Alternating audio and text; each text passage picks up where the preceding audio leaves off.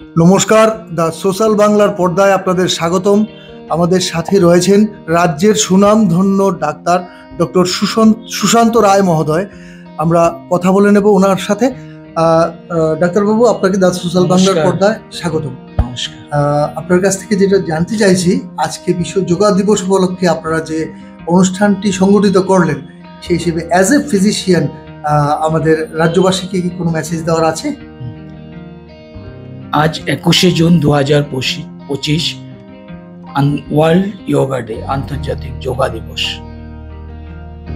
সেই যোগা দিবস যে দিনটা, এটা 2014 সালে আমাদের মাননীয় প্রধানমন্ত্রী ভারতবর্ষে শুরু করেছিলেন এবং ওই বছরই উনি জাতিসংঘে যোগার যে গুরুত্ব মানুষের জন্য, শরীর সুস্থ থাকার জন্য, ওইটা জাতিসংঘে বলেছিলেন এবং ওর গুরুত্বের উপর নির্ভর করে যে যোগা কত গুরুত্বপূর্ণ এটা জাতিসংঘ বুঝতে পেরে 2015 সাল থেকে সারা ভারতবর্ষের সাথে সারা বিশ্ব জুড়ে এই যোগা দিবস পালন হচ্ছে। এরই অঙ্গ হিসাবে এই বছর 11তম আন্তর্জাতিক যোগা দিবস।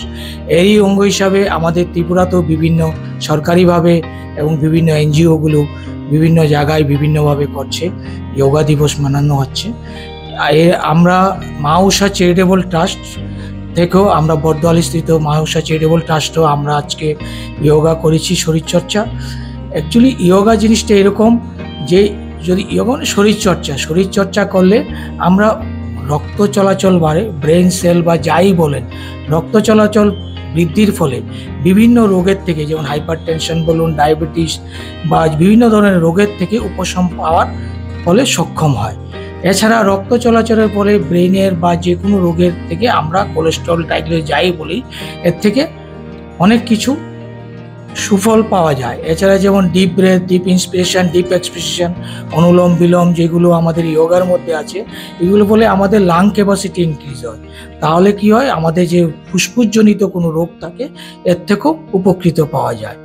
আমরা আজকে মা ঊষা চ্যারিটেবল ট্রাস্টের পক্ষ থেকে আমরা যে আজকে প্রোগ্রাম করেছি, এর মধ্যে আমরা তো যোগা করলাম, যোগা সেশন শেষ হওয়ার পরে আমরা একটা বিশেষত্ব রেখেছিলাম সিপিআর, যে কার্ডিয়াক পালমোনারি রিসাসিটেশন যেটাকে বলা হয়, সিপিআর ডেমনস্ট্রেশন। যারাই উপস্থিত ছিল সবার মধ্যে আমরা এটা ডেমনস্ট্রেশন করেছি। সিপিআর একটা এরকম জিনিস, দেখা গেছে ভারতবর্ষের কথাই বলছি, লাস্ট ইয়ার ভারতবর্ষে মিনিমাম 7 লাখ লোক হার্ট অ্যাটাকে মারা যাচ্ছে। আজকে যদি সিপিআর আমরা সেইভাবে সবাই জানতো বা সেইভাবে আমরা জনজাগরণ করতে পারতাম যে কার্ডিয়াক পালমোনারি রিসাসিটেশন কীভাবে করে, তাহলে অর্ধেক পেশেন্ট বেঁচে যেত। কারণ হার্ট অ্যাটাক যেটা বলি আমরা, হার্ট অ্যাটাক একটা এরকম রোগ, এটা যে কেউর হতে পারে, যে কেউ যে কোনোখানে যে কোনো স্থানে হতে পারে এবং যে কোনো সময় হতে পারে। যে কোনো লোক, স্থান, সময় এটার কোনো ঠিক থাকে না। হঠাৎ করে হার্টের মধ্যে ব্লাড বন্ধ হয়ে যায়, মানে হার্টের বিট বন্ধ হয়ে যায়, যেটাকে blockage, heart failure. This is heart sudden বন্ধ হয়ে যায় বিট করা, যেটাকে আমরা হার্ট অ্যাটাক বলি। আর যেটা ব্লকেজ আছে এটা হার্ট ফেলিওর হবে। তো ওই যখন বিট বন্ধ হয়ে যায় তখন কি হবে, উইদিন 3 সেকেন্ডের মধ্যে ওর পালস আসা বন্ধ হয়ে যাবে এবং হার্টের থেকে যে পালপিটেশন ওটাও, মানে যে লুকডুব আওয়াজ, ওটাও বন্ধ হয়ে যাবে।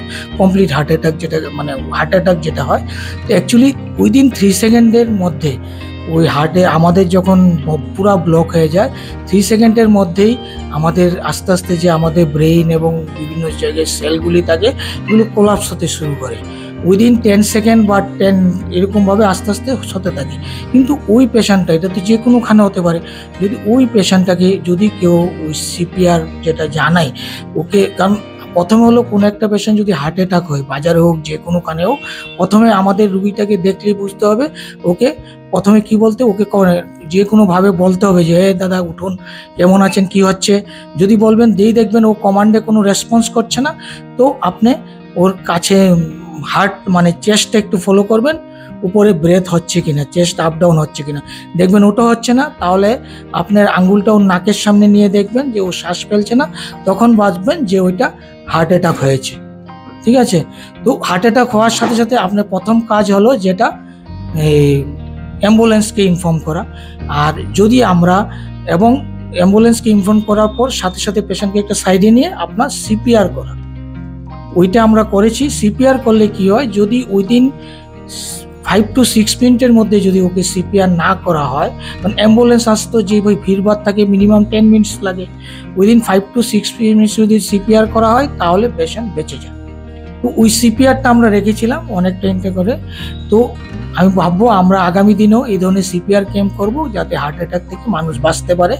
যোগার সাথে আমরা এই প্রোগ্রামটা করেছিলাম। আর যাই হোক, এটা আমাদের প্রোগ্রাম ছিল। আর আমরা আজকে যোগা ডের মধ্যে, মানে যোগা ডেতে যে আমরা যোগা করলাম, আমরা একটা সবাইকে এই মেসেজ দিতে চাই যে সবাই যদি সবসময় সুস্থ থাকতে চান, ভালো থাকতে চান, তো আপনারা আজকে তো যোগা ডে করেছেন, এটাকে কন্টিনিউ করবেন। প্রতিদিন আপনারা যোগা অভ্যাস করবেন, যোগা অভ্যাস যেটাই আপনারা জানেন যেটাই করবেন এটাই আপনাদের জন্য ভালো। প্রতিদিন এটা রুটিনে পরিণত করুন এবং সুস্থ থাকুন।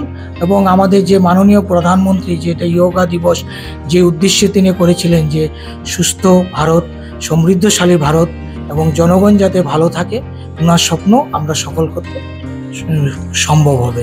তো আপনারা প্রতিদিন যোগা করবেন, সুস্থ থাকবেন, মিনিমাম 15-20 মিনিট আপনাদের শরীরের জন্য সময় রাখবেন। ধন্যবাদ।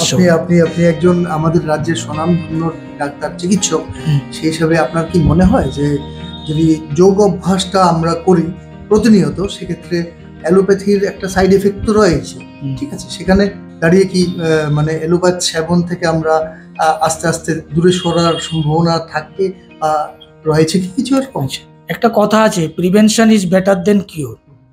আমি যদি আগের থেকেই যোগা বা ব্যায়ামের মাধ্যমে বা শরীর চর্চার মাধ্যমে সুস্থ থাকি, তাহলে তো আর ওষুধের প্রশ্নই ওঠে না। আমরা বলছি যে আপনারা মানে বাড়িতে সবাই করুন, যারা বাচ্চা আছে ওদেরকে অভ্যাস করুন। রোগ আসার আগেই আপনারা যদি শরীর চর্চা করেন তো রোগ আসবে না। আর যারা ওষুধ নিচ্ছেন, যারা ডায়াবেটিস রোগী, হাইপার টেনশন ওষুধ নিচ্ছেন, তো হঠাৎ করে তো আর ওষুধ বন্ধ করা যাবে না। আপনারা যেমন ডায়াবেটিসের যদি যে পরিমাণ আপনারা ট্যাবলেট বা ইনসুলিন নিচ্ছেন, যদি শরীর চর্চা করেন এর ডোজটা কম হয়ে যাবে। কারণ যত ডোজ বেশি ব্যবহার হবে, আপনার ভিতরে ভাইটাল অর্গানগুলো উইক হচ্ছে। তো ঠিক আছে, রোগ হয়েছে, এটা ফ্যামিলি হিস্ট্রি থাকে, হাইপার টেনশন, ডায়াবেটিস, ওবিস যেগুলো হয় বিভিন্ন কারণে হতে পারে।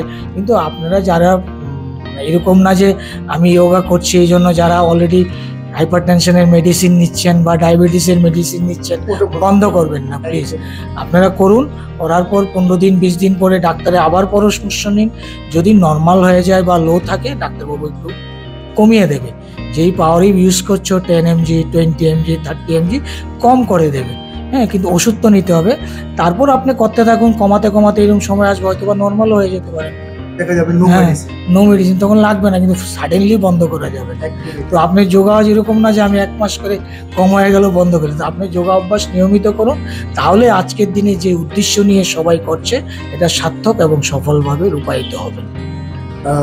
স্যার, আপনাকে অসংখ্য ধন্যবাদ সোশ্যাল বাংলার তরফ থেকে এত মূল্যবান সময় আপনার আমাদের দেওয়ার জন্য। তো আমাদের সাথে ছিলেন এতক্ষণ রাজ্যের সুনামধন্য ডাক্তার ডক্টর সুশান্ত রায় মহোদয়। উনি ওনার মূল্যবান মতামত দিলেন যোগা দিবস উপলক্ষে রাজ্যবাসীকে। আমরা আশা করব আমাদের মেসেজ, ডাক্তারবাবুর মেসেজ আমাদের মাধ্যমে আপনাদের কাছে পৌঁছে গেছে। পরবর্তী আপডেটের জন্য অবশ্যই চোখ রাখবেন তার সোশ্যাল বাংলার পর্দায়। ধন্যবাদ। ইয়াশফা নিয়ে এসেছে ডিলারশিপ এবং ডিস্ট্রিবিউটরশিপের এক অভিনব সুযোগ।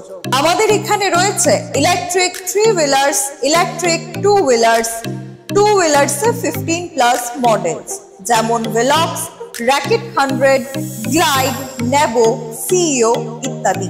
আজই ডিলারশিপ এবং ডিস্ট্রিবিউটরশিপের বিষয়ে বিস্তারিত জানতে যোগাযোগ করুন ইয়াশফা অটোমোটিভ, মধুবন, কাঁঠালতলি মার্কেট, আগরতলা, পশ্চিম ত্রিপুরা, অথবা যোগাযোগ করুন 8826909147 অথবা 8130707041 নম্বরে, অথবা ভিজিট করুন আমাদের ওয়েবসাইট www.eyashfa.com।